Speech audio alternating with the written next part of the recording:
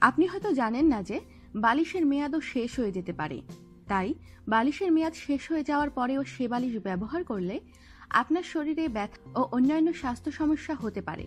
যে লক্ষণগুলো দেখে আপনি বুঝবেন যে আপনার নতুন বালিশ প্রয়োজন, সেগুলো জেনে নিন।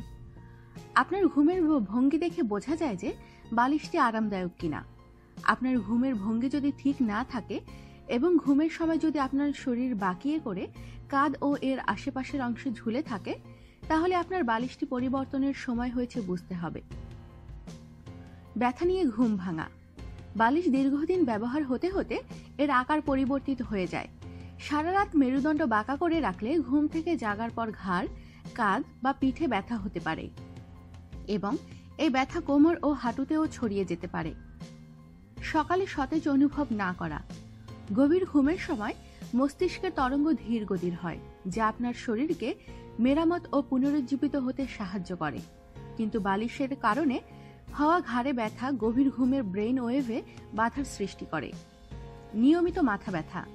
আপনার বালিশটি যদি ঠিক না থাকে, তাহলে এর কারণে আপনার শরীরের ওপরের অংশের সমস্যা তৈরি হয়। ক্রমান্বয়ে এই সমস্যার ফলে মাথা ব্যথা বাড়তেই থাকে। সবসময় ঘুম থেকে উঠেই হাঁচি দেয়া।